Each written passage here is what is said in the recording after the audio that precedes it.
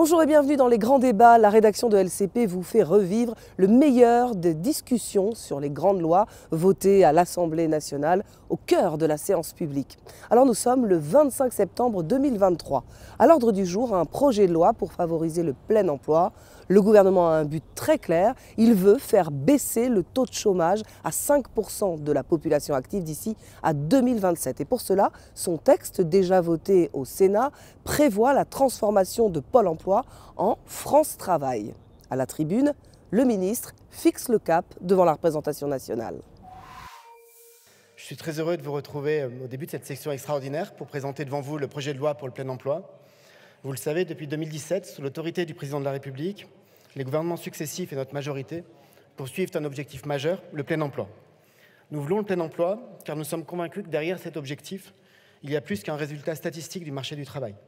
C'est en réalité un projet de société, celui d'une société plus productive et donc plus riche et plus souveraine, mais également une société qui donne une place à chacun, car l'emploi, nous l'affirmons, nous le réaffirmons, l'accès à l'emploi reste le meilleur moyen et l'outil le plus efficace pour lutter contre la pauvreté, pour donner aux rentes de l'autonomie, de la dignité et ainsi permettre l'émancipation. Il y a encore quelques années, parler de plein emploi aurait suscité au mieux des mots dubitatifs, au pire des sarcasmes, tant nous nous sommes habitués à vivre avec le chômage de masse. L'État, disait-on, avait tout fait, avait fait tout ce qu'il pouvait. La puissance publique était finalement dans une impasse et une forme de fatalisme collectif nous avait saisis, conférant au plein emploi le rang d'une belle utopie à l'horizon sans cesse repoussé. Ce fatalisme, en réalité, est mortifère et il explique largement ce qui semble être comme un décrochage productif quand on constate, après ces décennies de résignation, que notre taux d'emploi reste plus de 10 points inférieur à la moyenne européenne, quand on voit aussi que notre produit intérieur brut par habitant est 15 à 20% inférieur à ceux de l'Allemagne ou du Danemark. Revenir au niveau de ces économies, rarement considérées comme des îlots ultralibéraux ou de servitude, apporterait à nos finances publiques des recettes rendant l'idée même de déficit totalement inopérante. Et donc c'est pour faire mentir tout cela que nous agissons depuis 2017. Nous avons fait une partie du chemin ces 6 dernières années, vous le savez, puisqu'en passant de 9,5 à 7,1%, le taux de chômage est au plus bas depuis 40 ans et le taux d'emploi, le taux d'activité sont au plus haut depuis que l'INSEE les mesure en 1975.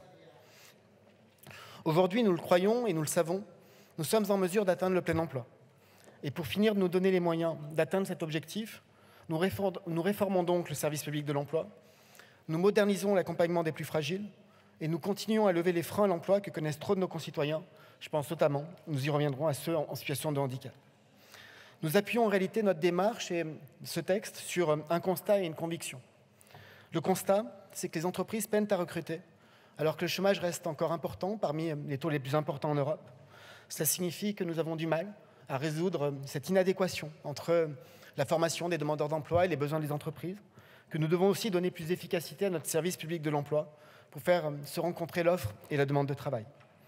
La conviction, c'est que personne n'est inemployable. Et ce projet de loi doit permettre au marché du travail d'inclure ceux qui sont les plus éloignés de l'emploi, de rendre un emploi aux plus fragiles, ceux-là même qui, pendant des décennies, ont été relégués au second rang par la fatalité du chômage de masse, souvent aux mêmes endroits et souvent les mêmes. La réforme du RSA, le revenu de solidarité active, est au cœur du projet de loi. Le gouvernement veut conditionner le versement de cette aide à la réalisation d'un certain nombre d'heures d'activité. Il défend un véritable projet de société et souhaite accompagner ceux qui sont les plus éloignés de l'emploi. Le premier volet de ce projet de loi concerne donc l'accompagnement des plus éloignés de l'emploi. Et il y a certains constats qui sonnent comme des alertes. 60% des allocataires sont toujours inscrits au RSA, plus de 5 ans après leur première inscription. 42% le sont toujours après 7 ans. Et 16% des allocataires sont même encore inscrits plus de 10 ans après leur première inscription. Ce n'est pas ainsi que la République s'acquitte de son devoir de solidarité. Et il faut en finir, je crois, avec le totem de l'aide contre la pauvreté qui, parce que sans contrepartie, serait par essence meilleure que toutes les autres, et ce, même si en réalité, elle enferme une large partie de ceux qui en bénéficient dans la misère et dans la précarité. Faire preuve de solidarité, ça n'est pas accepter que se créent des trappes à précarité. Et ça n'est pas atténuer les symptômes de la précarité qui en fait disparaître les causes. C'est d'être accompagné globalement, d'être inséré par le travail dont ont besoin les plus fragiles. Je l'ai dit et je le répète, la République n'est pas quitte de son devoir de solidarité. Quand elle a versé 607 € par mois à quelqu'un, elle l'est quand elle lui a rendu les moyens de son autonomie et les moyens d'accéder à l'emploi. Et avec ce projet de loi, nous voulons donc tenir pour de bon la promesse de solidarité qui est celle du RSA, et ce avec une série de mesures concrètes. Ne parlez pas de travail, vous ne connaissez pas. S'il vous plaît. D'abord, l'ensemble des personnes en recherche d'emploi, chers collègues, et notamment... laissez Monsieur le Ministre s'exprimer. Je vous invite, la parole. mesdames et messieurs les députés, à vous exprimer sur ce que vous connaissez. Je n'ai pas le sentiment que le travail et l'emploi soient votre première spécialité. D'abord, je le dis, l'ensemble des personnes en recherche d'emploi, et notamment l'ensemble des allocataires du RSA, des jeunes en recherche d'emploi accompagnés par les missions locales, seront inscrites auprès de l'opérateur France Travail. C'est le meilleur moyen de garantir un accompagnement à chacun et d'éviter les ruptures de parcours. Pour les plus isolés, le projet de loi prévoit la reconnaissance et la sécurisation des acteurs, souvent associatifs, chargés de repérer et d'aller vers les personnes qui ne sont plus suivies aujourd'hui par aucune structure, pour leur proposer des solutions d'accompagnement et d'insertion adaptées, comme l'insertion par le sport, par la culture, mais pas seulement, bien sûr. Ces acteurs reconnus seront intégrés au réseau France Travail pour qu'on ne perde aucune des solutions qui marchent. Ensuite, le parcours d'accompagnement sera formalisé dans le cadre d'un contrat d'engagement rénové et unifié. Pour plus de lisibilité et d'efficacité, ce nouveau contrat d'engagement sera proposé à tous les demandeurs d'emploi, quelle que soit leur situation. Il détaillera les engagements réciproques de l'organisme référent et de la personne accompagnée. Il intégrera un plan d'action précisant les objectifs d'insertion sociale et professionnelle du demandeur d'emploi. Et c'est important de le souligner, il tiendra compte de la situation de la personne. Après un diagnostic complet, la personne pourra d'abord être orientée vers un parcours à visée d'insertion sociale, si c'est nécessaire pour lever les freins rencontrés en matière de logement, de garde d'enfants, de santé, de mobilité, avant le parcours d'insertion professionnelle. Et il sera par exemple tenu compte de la situation des proches aidants, des familles monoparentales qui n'ont pas de solution de garde.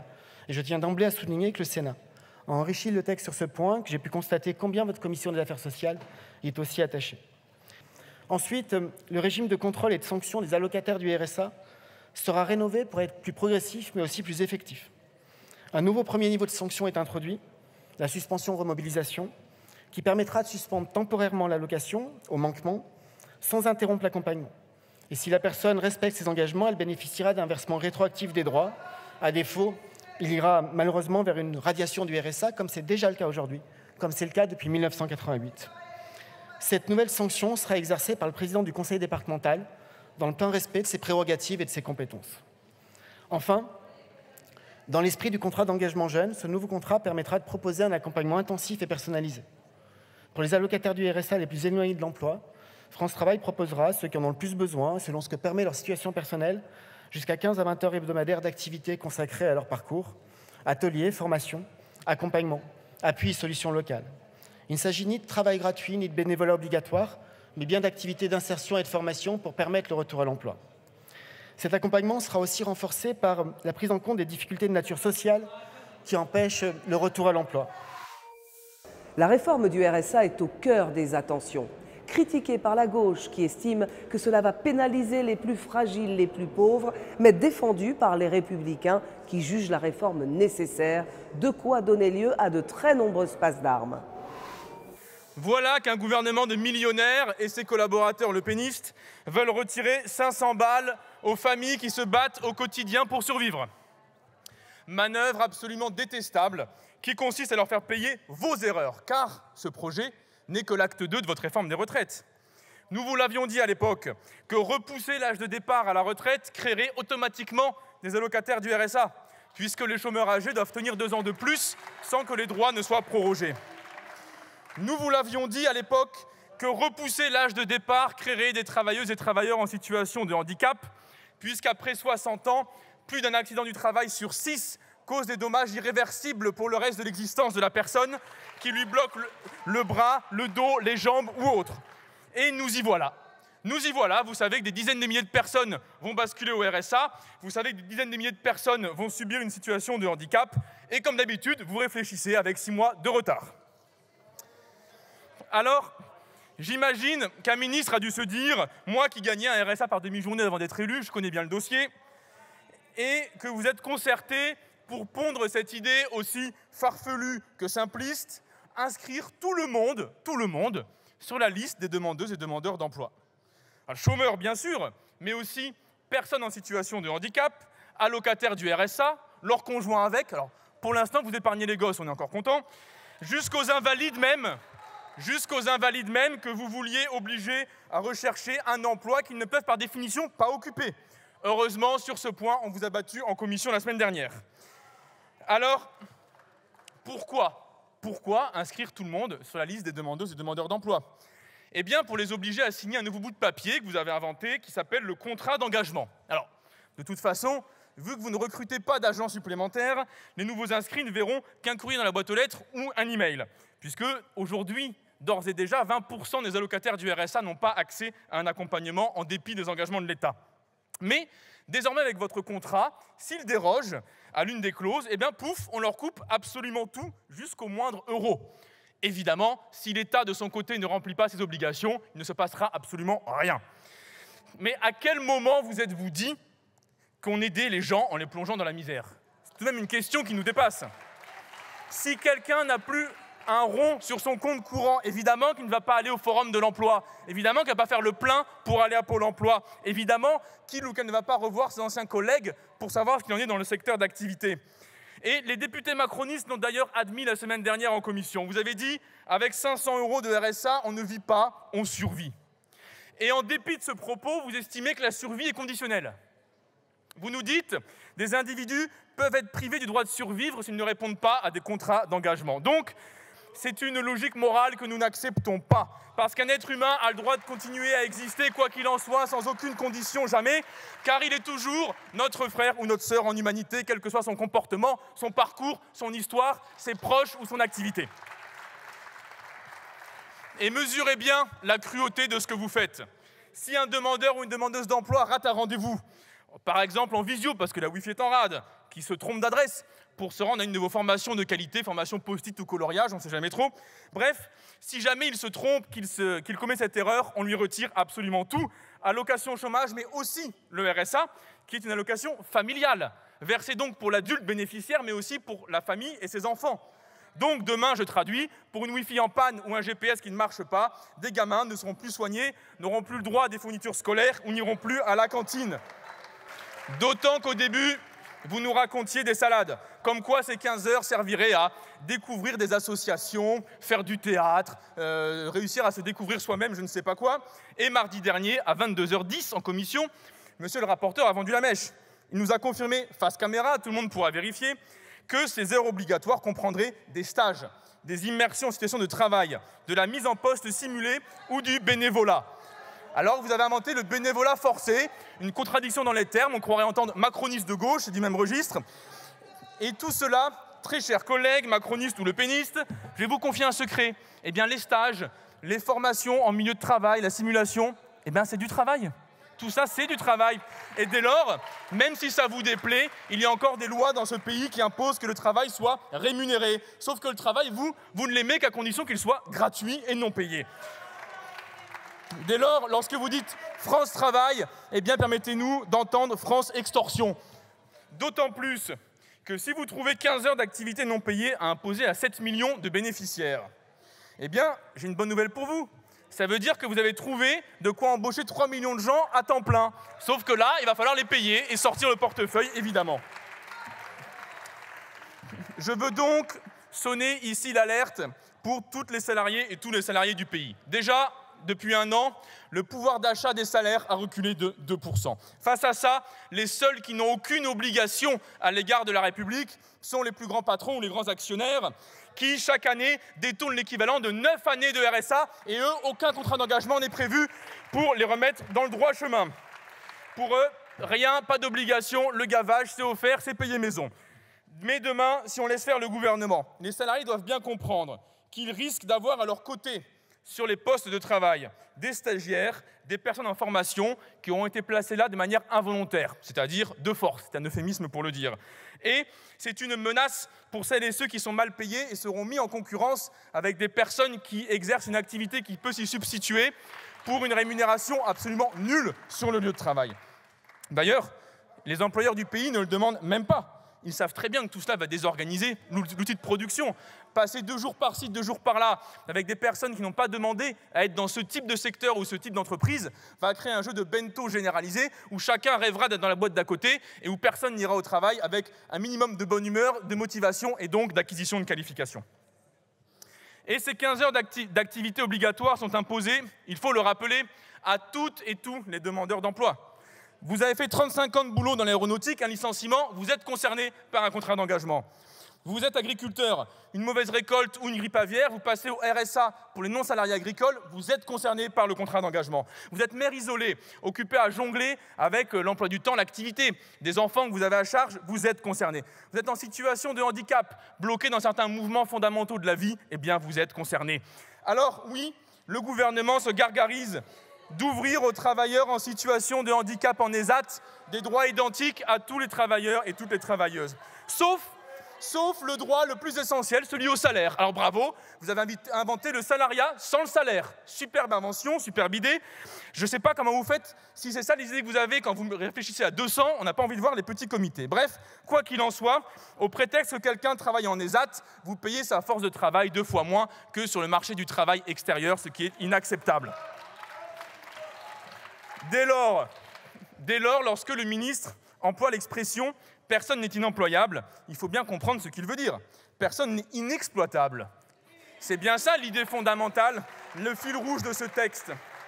C'est que personne ne peut être protégé d'aller boucher les trous sur le marché du travail pour les emplois qui sont les plus indignes et qui ne trouvent pas preneurs ni preneuses, et ce, à raison. C'est pour cela que vous confiez l'orientation des personnes en situation de handicap aux agents de France Travail plutôt qu'aux maisons départementales des personnes handicapées. Vous les confiez à des agents qui ne sont pas formés à la condition des personnes en handicap pour vous assurer qu'ils les dirigent vers des postes inadaptés à elles et à eux. Ça semble absurde? Oui, forcément, vous l'avez voté jeudi dans la nuit à 3 h du mat'. Et donc, dans ce texte, il n'y a pas un mot sur la logique inverse. Tous ces postes de travail qui produisent du handicap. Tous ces postes de travail où le déficit de protection ou le déficit ou disons les défauts de machinerie peuvent exposer la personne à une blessure, laquelle en retour devient une situation de handicap pour l'ensemble de son existence. Voici la formule de ce texte. Plutôt que de protéger l'ensemble des postes de travail pour limiter l'exposition à des blessures graves en établissant des contraintes fortes sur le grand patronat, on met la pression sur les gens pour qu'ils aillent vers n'importe quel boulot, y compris ceux qui mutilent et ceux qui handicapent. Évidemment, comme en témoigne la grève prévue demain dans le service public d'emploi, les conseillers et conseillères Pôle emploi n'acceptent pas que vous les empêchiez d'aider leur public. Ils n'acceptent pas de recevoir 3 millions de personnes en plus à effectif constant. Et j'adresse d'ailleurs d'ici, au nom de mon groupe, un salut fraternel à toutes les conseillères et conseillers Pôle emploi qui tiennent bon, qui refusent de radier les chômeurs, même lorsqu'on leur demande, et qui refusent de les forcer à accepter des offres illégales ou indignes. Monsieur Clouet, la situation sur le plan du chômage n'est pas bonne. Elle est très mauvaise.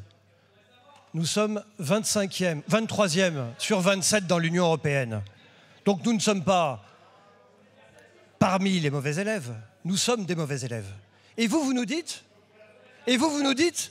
surtout, tout va mal, mais on ne débat de rien. Mais comment voulez-vous que les choses changent?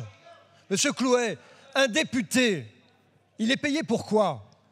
Il est payé pour que la loi améliore les conditions de vie des Français. Vous nous dites tout va mal, mais surtout, mesdames et messieurs, rentrez chez vous, ne discutez pas. C'est inaudible. Alors, nous ne sommes pas d'accord sur le fond, pas d'accord du tout. Nous l'avons vu la semaine dernière là, en commission des affaires sociales. Vous considérez que le RSA, c'est un droit inconditionnel. Nous croyons absolument l'inverse. Nous pensons qu'en face du RSA, il doit y avoir des contreparties.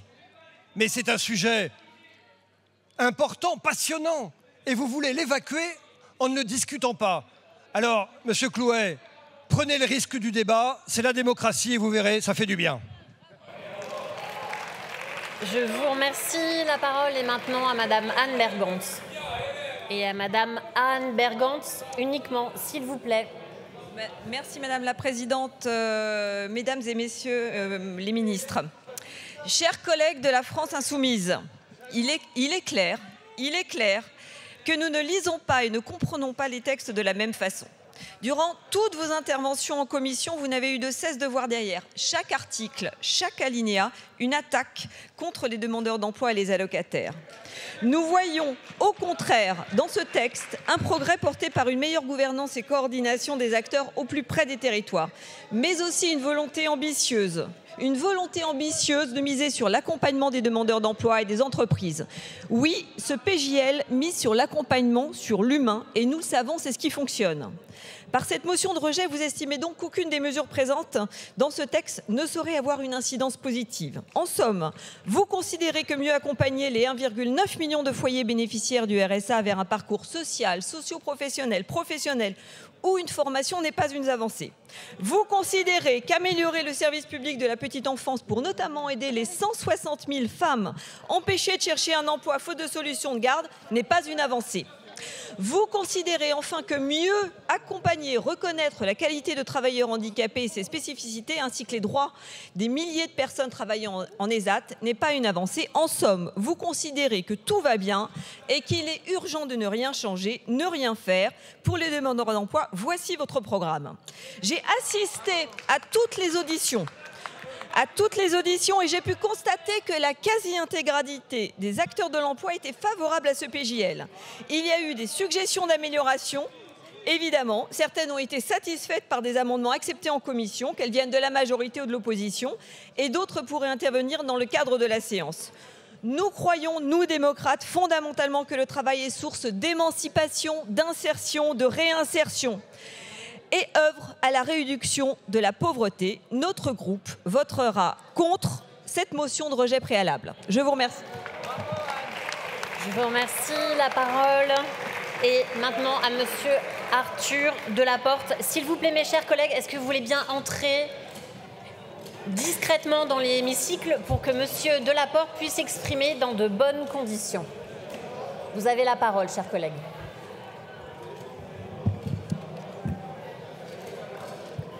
Merci Madame la Présidente. Ce texte sur le plein emploi est bien loin d'être plein. Il s'organise autour d'un grand vide.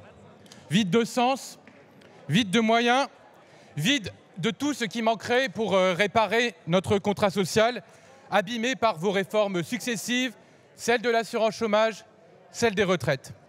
Ce texte, il est mal ficelé, il est bâclé. Vous osez tout de même le présenter ici sans étude d'impact, sans aucune analyse finalement du rôle des sanctions. Rien non plus sur l'impact sur l'égalité femmes-hommes, quand les femmes sont les allocataires du RSA les plus pauvres. Aucun retour sur les expérimentations. Bref, s'il vous plaît. Votre amateurisme, ce sont aussi les changements de pied permanents.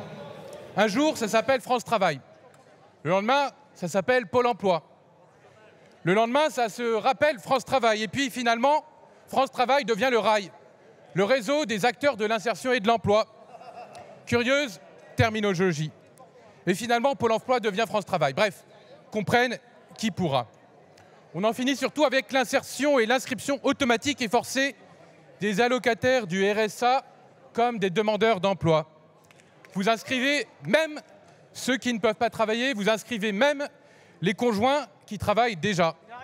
Comment se satisfaire d'un texte où les sujets majeurs, le handicap, la petite enfance, se trouvent insérés fortuitement, alors qu'ils auraient mérité de plus grandes ambitions et de véritables débats et de véritables textes? Nous en aurions volontiers discuté en commission si ce texte n'avait pas été adopté au forceps, en catimini et au milieu de la nuit. À aucun moment, ce texte ne pose des sujets qui font qu'on ne retrouve pas un emploi. Niveau de rémunération, qualité, pénibilité de l'emploi. À aucun moment, il ne considère véritablement et sérieusement les freins périphériques, mobilité par exemple. Depuis que nous avons chiffré votre projet à 10 milliards d'euros, jamais nous avons été contredits. Ces milliards nécessaires, ils sont pourtant absents.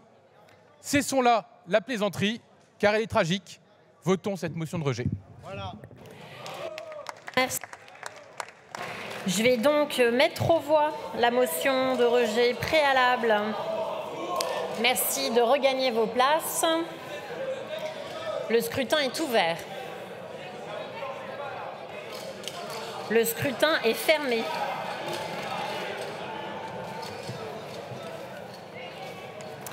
Donc, votant 229, exprimé 210, majorité 106 pour, 62 contre 149. L'Assemblée nationale n'a donc pas adopté cette motion de rejet préalable. De l'autre côté de l'hémicycle, dans les rangs du Rassemblement national, on estime nécessaire de légiférer sur le sujet du chômage et de l'insertion. Mais On estime aussi que le texte pénalise les plus pauvres. Ce texte était censé traiter de la problématique de l'emploi dans notre pays. Il est pourtant clair qu'il s'est égaré de son objectif initial. Notre pays connaît une situation sociale extrêmement tendue. Les Français subissent au quotidien l'inflation, la perte progressive de leur pouvoir d'achat, mais aussi la montée de la violence et de l'insécurité. Il n'est pas concevable, Monsieur le Ministre, dans un tel contexte, de demander à celles et ceux qui vivent déjà avec presque rien de faire encore plus d'efforts. Il n'est pas concevable de demander aux personnes en situation de handicap, aux proches aidants et aux parents isolés, de faire abstraction de leur situation et de leurs obligations pour faire encore plus d'efforts. Il n'est pas concevable, Monsieur le Ministre, de demander à celles et ceux qui ont travaillé, qui ont cotisé et qui ont obtenu des droits, d'abandonner ces droits, de les conditionner à un contrat d'engagement irréalisable et de faire encore plus d'efforts. Il n'est pas concevable, Monsieur le Ministre, d'appeler un projet de loi plein emploi lorsque vous excluez les jeunes de ce texte, que vous accordez des miettes aux travailleurs handicapés et aux professionnels de la petite enfance. Il n'est pas concevable, Monsieur le Ministre, près d'un an après la réforme des retraites, de ne pas inclure les seniors dans ce projet. Votre chance d'agir pour nos aînés était là, et vous ne l'avez pas saisie. Votre texte n'est qu'un camouflet qui vise une nouvelle fois à opprimer un peu plus nos concitoyens les moins fortunés, à rogner nos droits et acquis sociaux, et qui montre à nouveau le véritable visage hypocrite de la Macronie. Cette Macronie qui se fiche de la vie des Français, qui se fiche de savoir si ces derniers pourront terminer la semaine, tant qu'ils continuent de travailler, même dans les pires conditions. Pour autant, nous reconnaissons la nécessité absolue de légiférer sur ce sujet. Le plein emploi est un objectif que tout gouvernement se doit de poursuivre dans l'intérêt de nos concitoyens.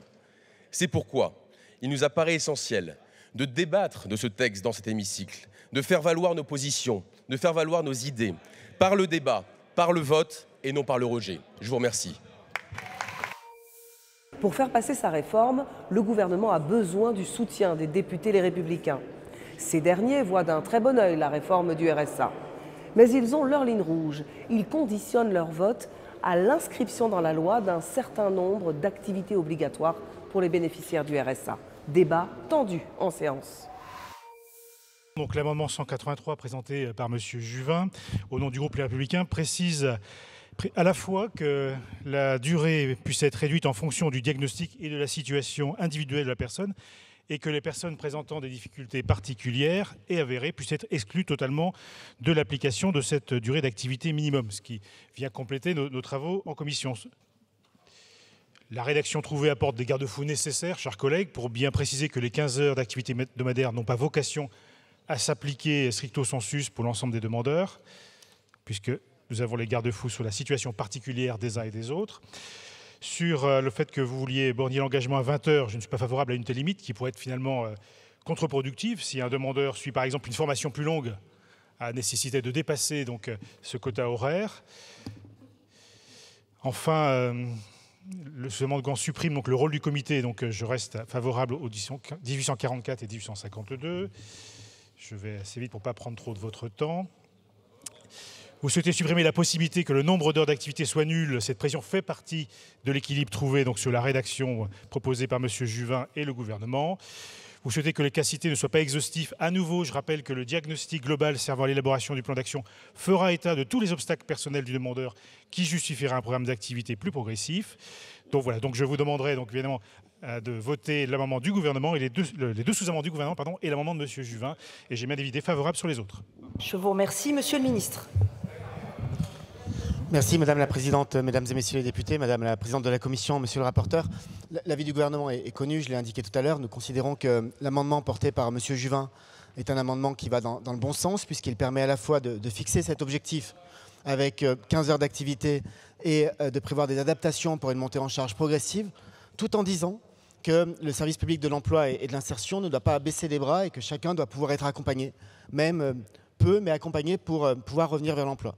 Le gouvernement a déposé 2 amendements qui apportent des précisions rédactionnelles, notamment sur la méthodologie, ce qu'on appelle parfois la comitologie, que le gouvernement évidemment soutient. Les autres amendements, monsieur le rapporteur les a évoqués, limités et plafonnés seraient contre-productifs avec certaines formations. Et pour le reste, ils sont satisfaits par le corps de l'amendement. Donc favorable au 183, défavorable à tous les sous-amendements, à l'exception de ceux qui sont évidemment déposés par le gouvernement. Je vous remercie. Nous allons passer au débat. Alors, comme c'est un sujet important, je vais prendre plus qu'un pour, un contre. J'ai plusieurs demandes de parole. Je vais commencer avec M. Dharréville.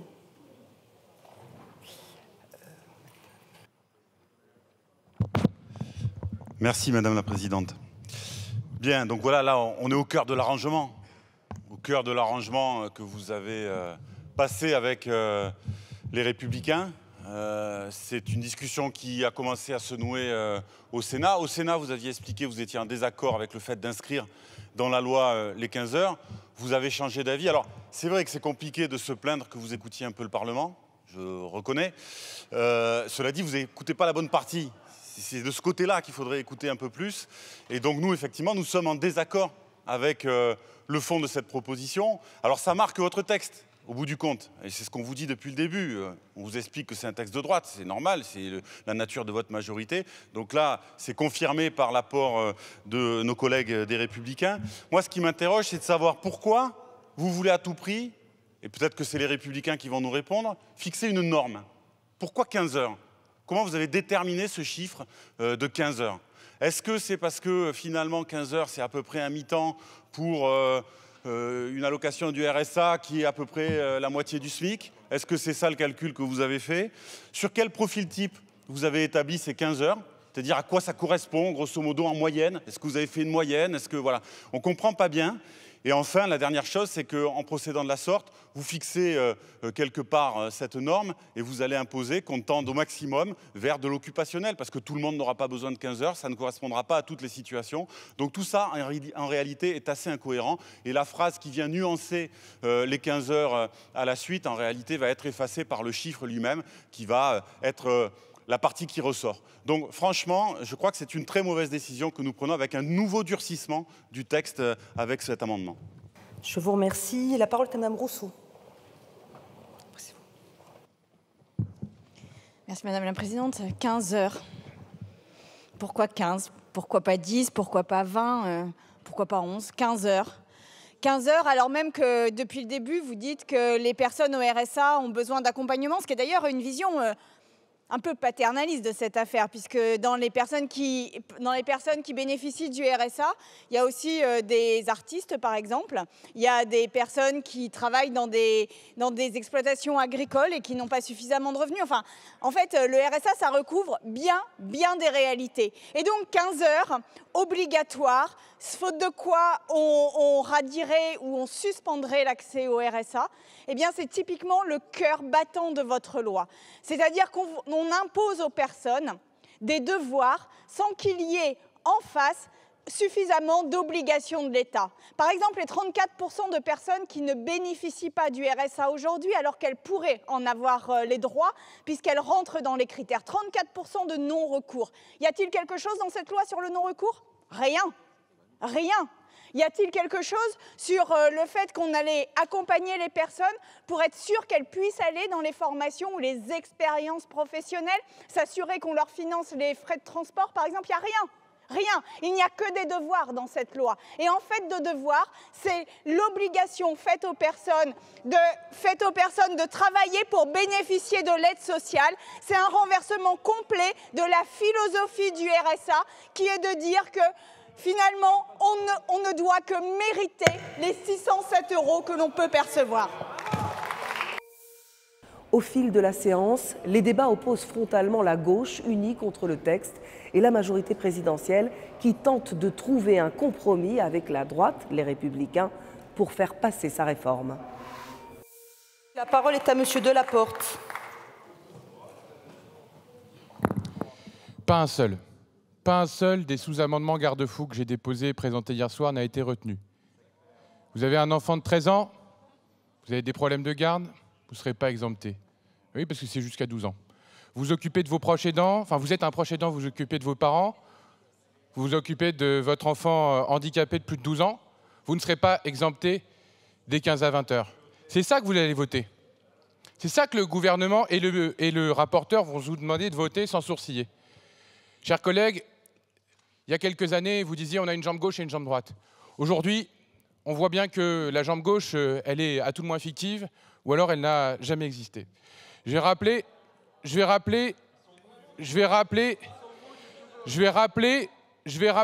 Monsieur Maillard, si vous voulez bien, les propos de votre ministre au Sénat. Il ne s'agira pas d'un travail gratuit. Qui dit travail, dit contrat de travail et rémunération.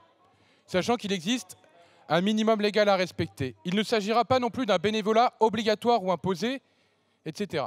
C'est la raison pour laquelle nous n'avons pas voulu inscrire les modalités exactes de cette obligation dans la loi, considérant qu'il ne s'agissait pas de dispositions de nature législative.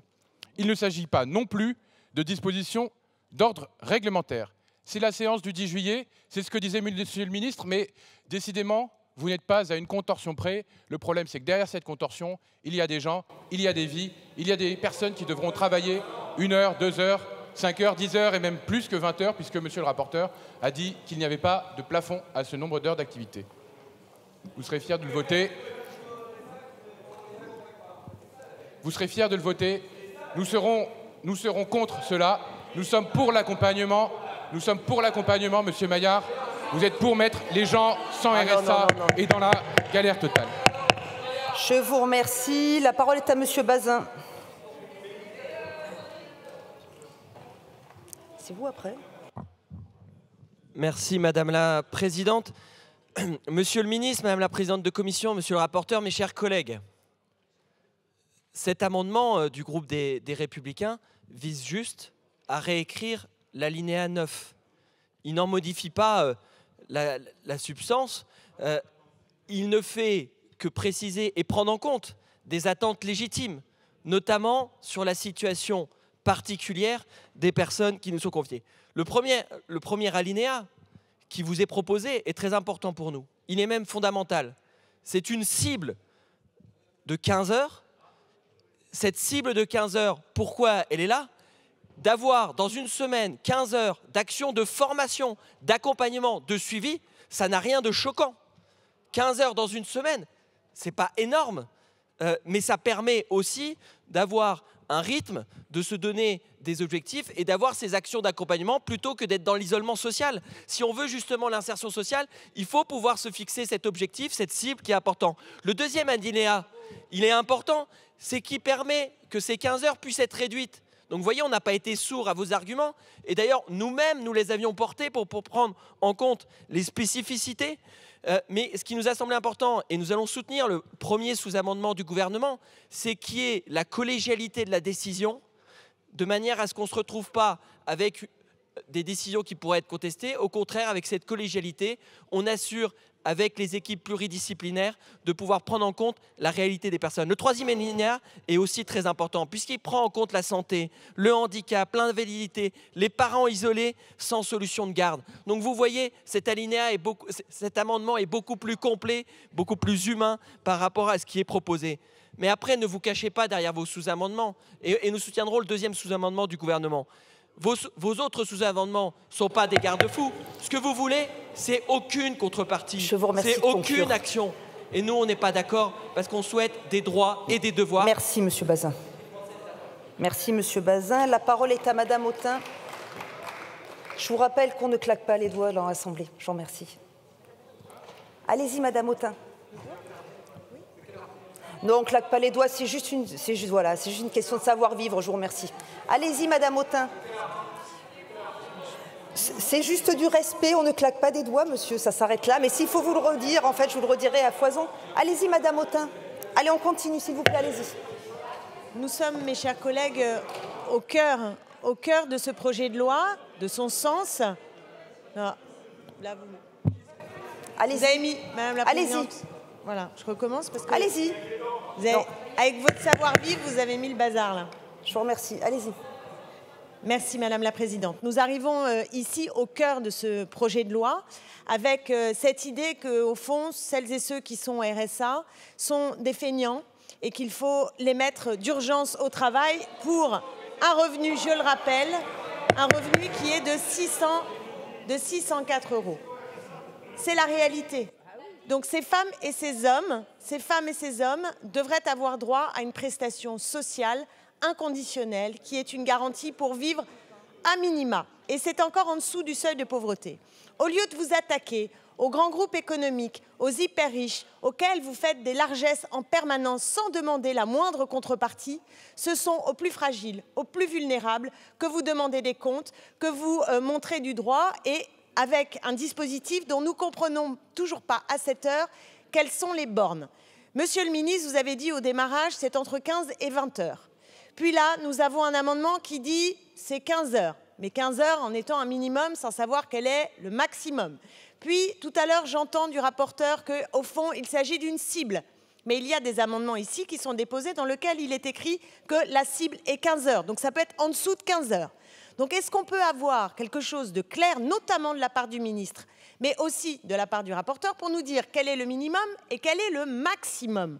Parce que pour l'instant, c'est d'un flou total. La seule chose que nous savons, c'est que vous voulez forcer ces gens à travailler.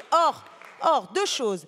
D'abord, une partie pourrait en être exclue, les femmes, les mères isolées notamment, mais que s'ils ont des enfants, si elles ont des enfants de moins de 12 ans. Mais alors tous ceux et toutes celles qui s'occupent d'autres proches qui sont en difficulté, qui ont besoin d'aide, c'est rien du tout. C'est rien du tout. Et par ailleurs, il y en a qui travaillent. Je termine juste d'un mot. Beaucoup qui touchent le RSA travaillent dans le tissu associatif, sont agriculteurs mais ne peuvent pas se payer, sont artistes et ne peuvent pas trouver un endroit pour exercer. Alors, vous déniez... La parole est à Monsieur Decini. Merci Madame la Présidente. Monsieur le Ministre, ça fait plusieurs amendements qu'on vous dépose et dans lesquels on vous dit qu'il y a un problème avec vos 15 heures d'activité parce qu'elles ne correspondent à rien. Parfois, dans certains parcours, il faut moins en premier temps d'heures d'activité. Parfois, il en faudra plus. Et l'activité, le terme d'activité lui-même, je le rappelle, n'est toujours pas défini. On ne sait toujours pas à quoi ça correspond. Je repose ma question une énième fois, mais est-ce que dans le cadre de la reprise de confiance en soi, est-ce qu'aller chez le coiffeur ou est-ce qu'aller dans une salle de sport, ça va être considéré comme une activité? Qu'est-ce que vous entendez par activité? Parce qu'il y a des personnes qui travaillent et qui sont au RSA parce que pour le moment leur situation ne leur permet pas de subvenir à leurs besoins. Je pense notamment aux auto-entrepreneurs par exemple, qui sont en activité, eux travaillent et là ils vont devoir trouver 15 heures par semaine pour avoir une activité. C'est incohérent, donc il faudrait quand même, Monsieur le Ministre, que vous réfléchissiez, si on est tous sur ces bancs à vous dire qu'il y a un problème avec ça, c'est que peut-être il y en a un et peut-être il faut écouter. Si la parole est à Madame Bergantz, allez-y. Merci Madame la Présidente. Depuis le début, nous voyons bien que certains de nos collègues ont une vision très caricaturale, très premier degré si je puis dire, puisque vous bloquez vraiment sur les 15 heures. Or, les rapporteurs et Monsieur le Ministre n'ont cessé d'expliquer tout au long de ces heures de débat que nous faisons le pari de l'accompagnement adapté. L'accompagnement adapté en fonction évidemment de la situation des personnes. Donc les situations de mobilité, de monoparentalité, de proches aidants, d'accès aux soins sont évidemment prises en compte. Je trouve que l'amendement de notre collègue Juvin est en réalité un amendement équilibré. Car oui, il évoque les 15 heures comme un objectif et c'est bien l'objet premier de ce texte, l'ambition de ce texte. Oui, préciser que les 15 heures sont un objectif, mais que le nombre peut être réduit, adapté à la situation, c'est prendre en compte les situations personnelles des demandeurs d'emploi. Et oui, il faut préciser qu'il doit y avoir un accompagnement minimal et qu'on ne peut pas se contenter d'abandonner certaines personnes au bord de la route en ne leur proposant aucun accompagnement. Donc oui, je trouve que cet amendement est un amendement équilibré. Je vous remercie. La parole est à Monsieur Saint-Huil pour nous, puis nous passerons aux voix. Allez-y.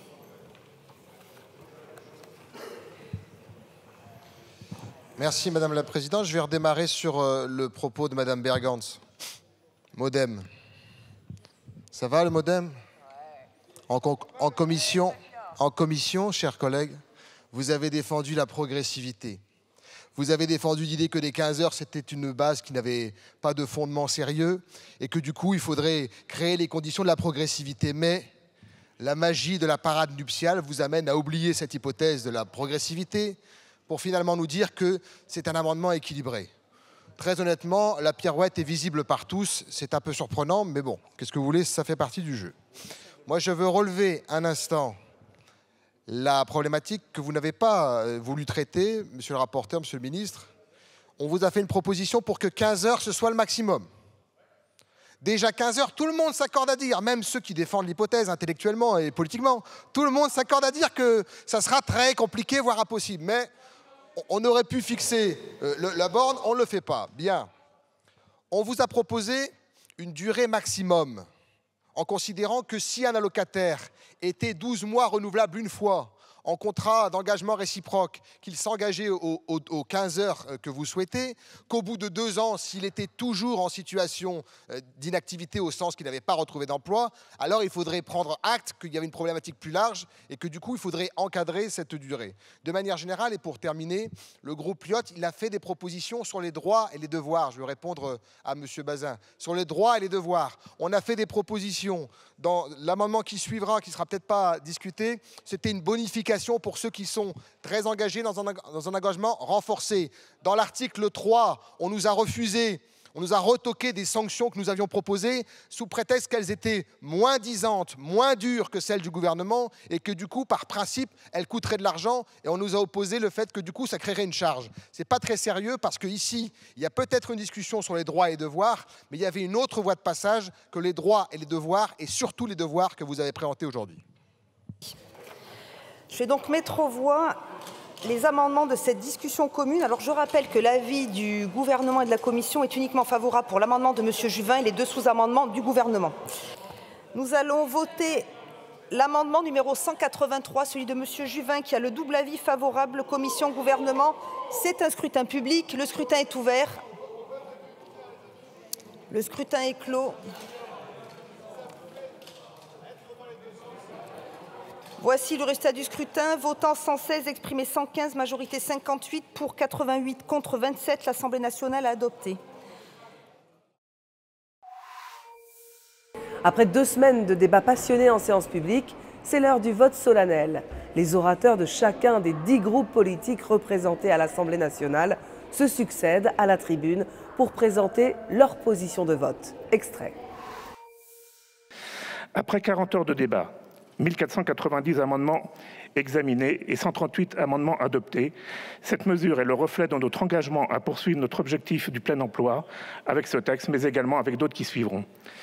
Je pense notamment au travail en cours avec les partenaires sociaux sur l'emploi des seniors, qui sera un autre point capital pour arriver aux objectifs ambitieux fixés. Le groupe Horizon et Apparentés soutient évidemment ce texte. Je vous en remercie. Nous ne tendrons plus la main de la solidarité sans condition. Feu le revenu de base conçu comme un socle fondamental et inconditionnel de dignité, il faudra désormais mériter la solidarité. Ce texte prépare les conditions pour que de nombreuses personnes en France vivent avec 0 €. 0 €, c'est nous ici, dans le confort d'un hémicycle tapissé de velours, sécurisé par des indemnités confortables, qui allons décider qu'une personne, un humain, pourra vivre sans aucune ressource. Tel est le vote qui se présente à nous. Après ce vote solennel, députés et sénateurs se réunissent pour tenter de trouver une version de compromis du projet de loi. À l'issue de ce huis clos, fumée blanche, un accord est trouvé sur le texte. Le 14 novembre, l'Assemblée nationale vote de façon définitive le projet de loi. Le débat s'achève. Il y aura une belle enseigne, toute neuve. Un truc qui clignote, un truc qui flash. Bim, France Turbin, dans tout le pays. Et en dessous, on écrira un slogan, le truc que le président avait dit et qu'on ne savait pas trop ce que c'était. On vous explique, enfin on essaye. On inscrit un max de monde sur la liste des demandeurs d'emploi, et pourquoi pas leurs conjoints ou conjointes avec. On leur fait signer un contrat d'engagement dans lequel on leur file une bonne quinzaine d'heures d'activité obligatoire. On ne sait pas trop lesquelles, mais ça leur fera les pieds.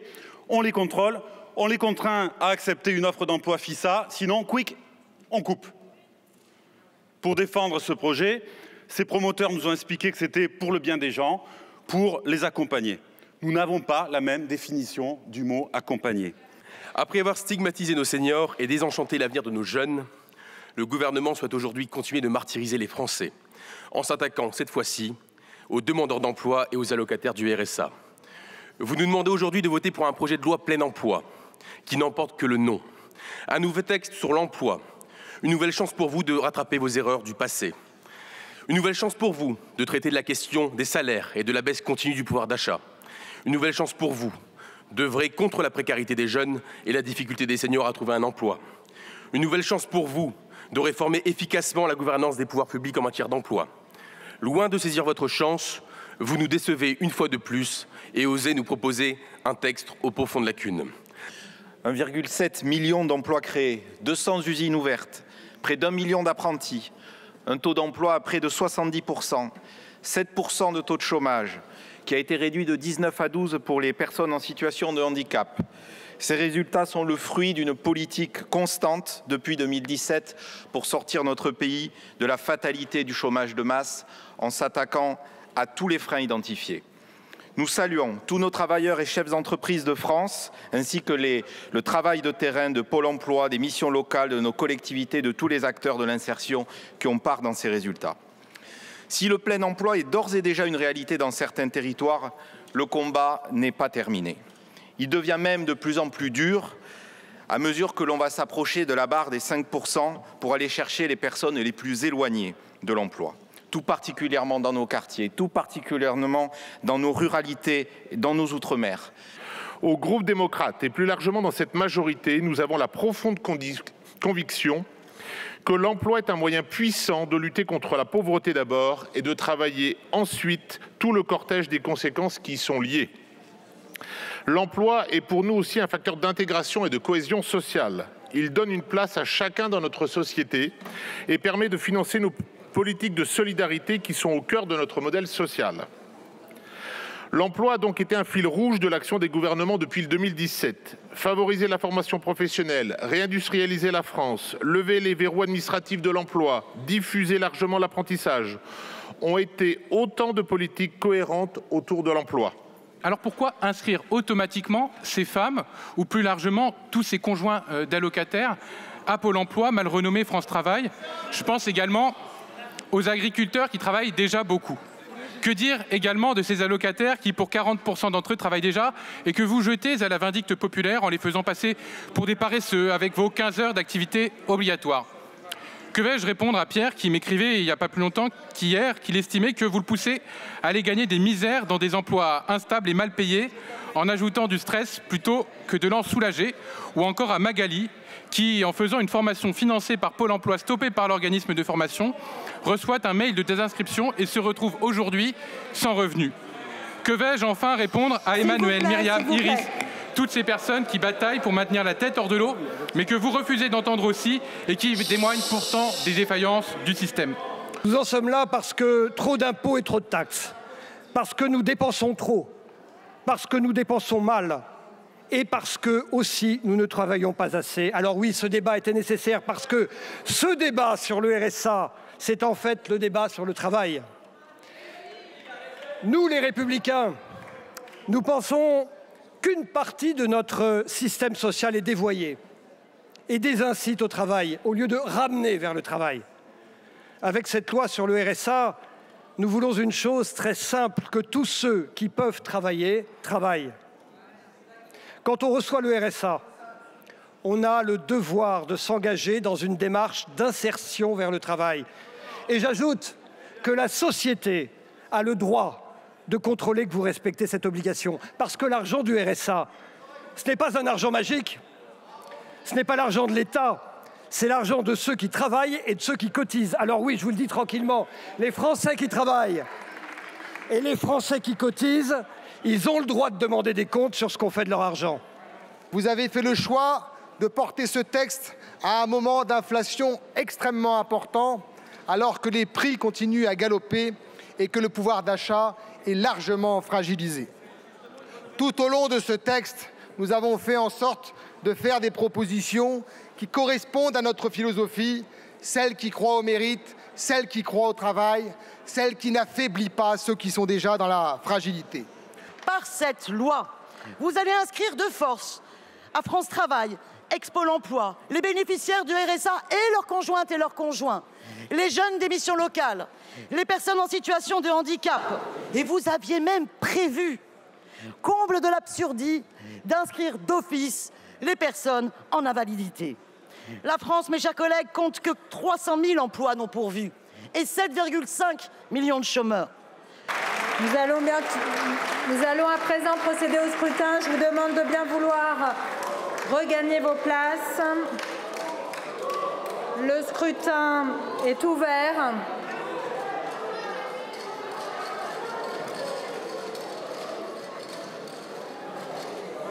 Le scrutin est clos.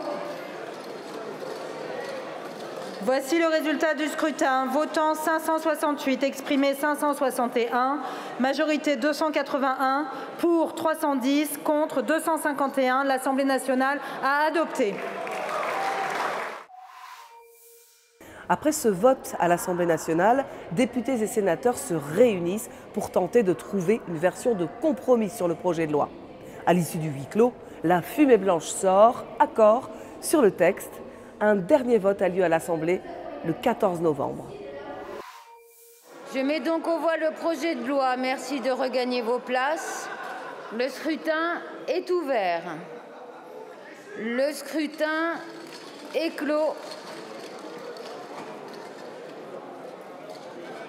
Voici le résultat du scrutin. Votant 230, exprimé 164, majorité 83, pour 97, contre 67. L'Assemblée nationale a adopté. Voilà donc pour ces morceaux choisis et commentés du projet de loi pour le plein emploi définitivement adopté. On se retrouve très bientôt pour revoir une autre séance à l'Assemblée nationale. C'est la fin de ce numéro des grands débats. À très bientôt sur LCP.